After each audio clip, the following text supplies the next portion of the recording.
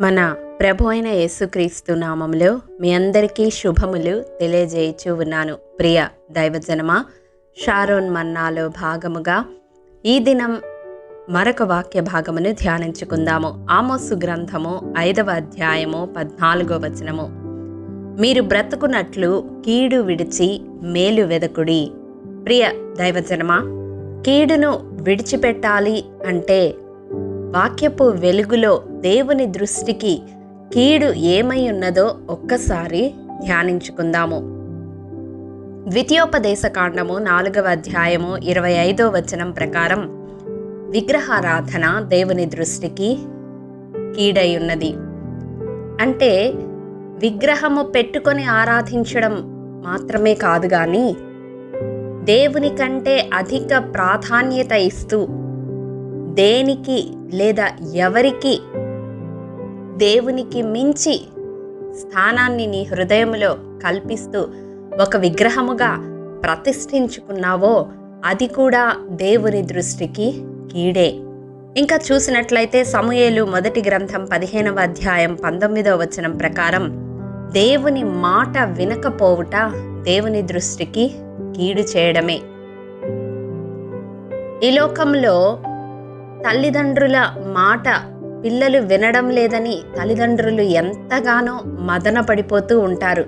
అలాంటిది సర్వ సృష్టికర్త అయిన ఆ పరమ తండ్రి మాట వినకుండా తిరుగుబాటు చేసే స్వభావము కలిగి ఉండుట దేవుని దృష్టికి కీడు చేయుటే కదా.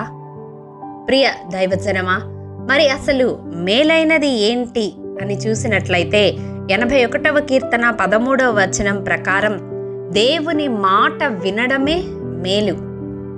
అవును, మనము బ్రతుకున్నట్లు కీడు విడిచి మేలు వెదకమని మూలవాక్యములో చూస్తున్నాము కదా. మరి మేలు ఏమిటి అంటే దేవుని మాట వినడమే.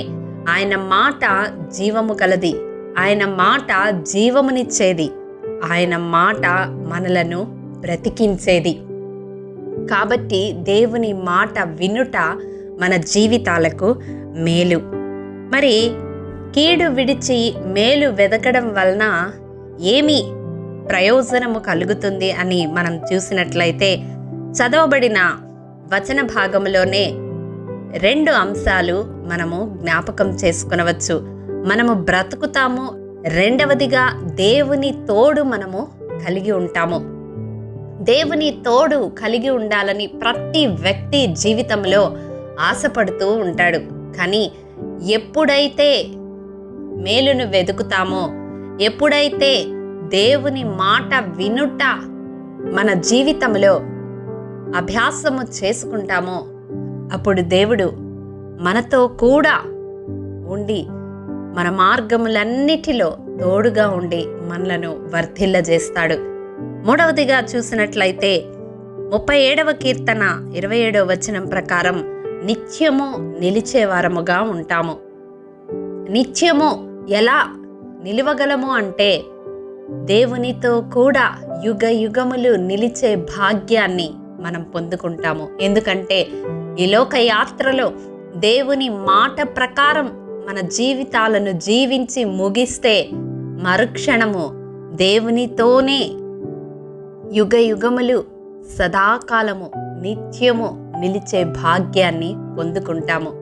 కాబట్టి ప్రియ దైవజనమా, మీరు బ్రతుకున్నట్లు అంటే శాశ్వత కాలము ఈ లోకములో బ్రతికి ఉండడం కాదు, కానీ ఆ నిత్య రాజ్యములో స్థానము పొందుకోవాలి అంటే దేవుని దృష్టిలో కీడు చేయక మేలు వెదికే వారముగా ఉండాలి.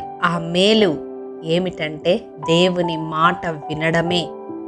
ఈ దినం ఈ వాక్యం ద్వారా దేవుడు మన హృదయాలను సంధిస్తూ ఉండగా మన జీవితాలలో దేవుని మాట ప్రకారం జీవించడానికి ప్రయత్నిద్దాము. అట్టి కృప దేవాది దేవుడు మనందరికీ అనుగ్రహించునుగాక. ఆమేన్.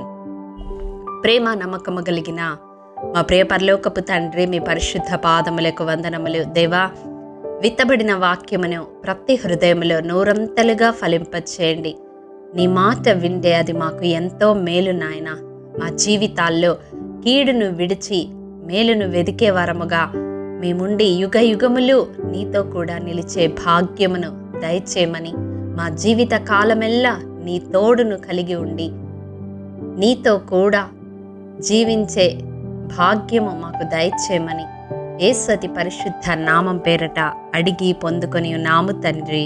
ఆమేన్.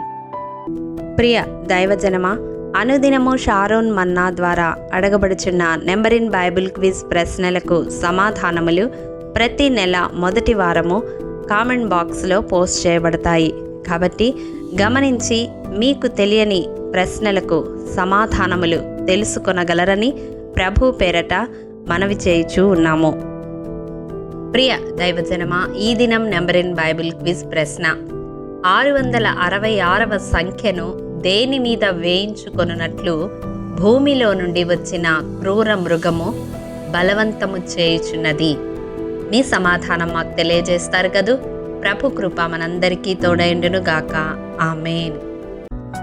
ప్రియ దైవజనమా, ఈ దినము జన్మదినము, వివాహ దినము జరుపుకుంటున్న వారికి షారోన్ గ్రూప్ తరపున హృదయపూర్వక శుభాకాంక్షలు తెలియజేయుచూ ఉన్నాము.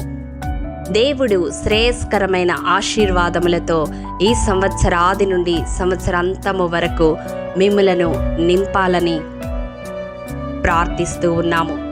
ఆమేన్.